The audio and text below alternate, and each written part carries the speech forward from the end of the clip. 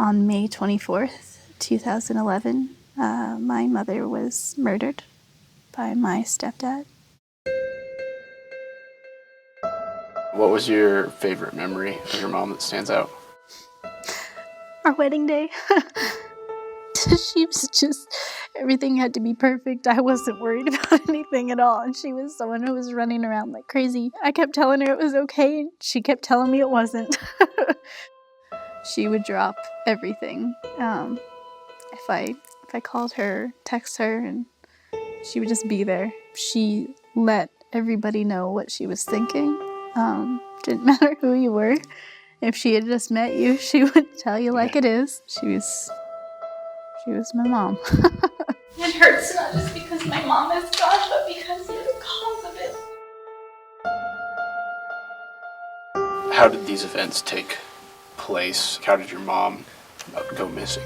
I got off of work just like usual at 5 o'clock, and almost immediately after I got off of work, my grandmother called me. Saying, hey, your mom's been gone and we can't get a hold of her. Initially, her phone was ringing, and so I was able to leave her a voicemail. Eventually, the next couple of times after I called her, her phone was off, and so it was just going straight to voicemail. I called my grandma, and that's when I was really scared because they were at the police station filing a missing persons report. We both just kind of decided we have to go to Superior. The end of the first day was when I kind of realized this situation was way darker than what we wanted it to be. The next few days were just kind of a blur because we didn't really know what was going on. The search and rescue was out, and we were just kind of sitting at her grandparents' house, like wondering. We were asked to stay where we were in case they had news for us. Her body was found Friday, May 27th, but they couldn't identify the body because it was so distorted. It was probably about 24 hours later we found out that it was indeed my mom. They called us down to the sheriff's station to tell us. They figured out that my stepdad killed her. Part of me didn't want to believe that my stepdad was capable of doing such an awful thing. I still had a love for him as a father figure in my life. They caught him just over the border of Nevada and arrested him. I think the hardest part was seeing him for the first time in years. He pled guilty. He got 55 years in prison. I think the sentence hearing was the worst. I was overcome by emotion just because of the sadness of the situation. A passion of hers right from the beginning is that she felt this need to speak to Mick. I knew with the media being there and how packed the courtroom was that it was a good opportunity to show God's grace in this situation. Regardless of what happened, I forgave him because there was nothing for me to hold on to keep that from him. He's still alive and he still has the chance to ask God to come back into his life and forgive him.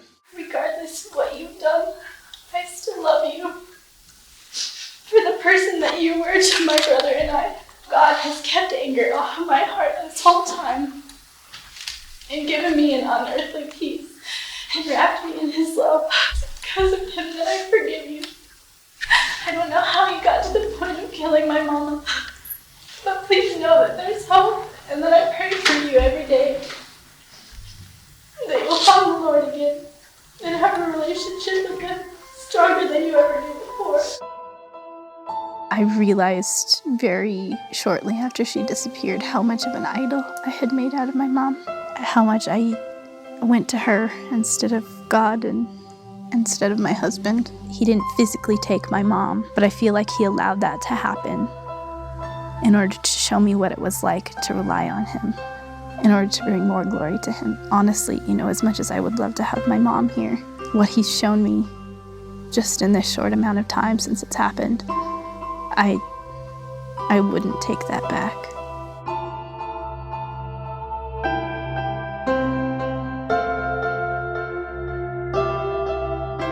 I've seen tragedy in a lot of other people's lives, and it's very sad. And they're still not beyond the hurt. With Jesus, there's hope. I can look beyond everything that's happened. That's in the past, it's happened, but there is so much hope and joy. It's all that Jesus has promised. He allowed things to happen the way that they did because he knew what would come of it. Even in something that would be seemingly devastating, giving it all up and letting God work the way he did, it was just completely satisfying. There's still joy. There's forgiveness. There's still love there. All I could see was the love that I had for my stepdad. It was then that I could put together, what God really did for us on the cross. And that had to been some incredible love to really give up his life for every single one of us. The decision that you made was wrong, and I know that you have to live with that. But regardless of what everyone in this courtroom says, regardless of what everyone on earth tells you, Jesus died for all of our sins, including yours. On May 24th, 2011, God opened up a door that was so glorious, and He showed us how to rely on Him. He provided peace to us in a way that we can never explain.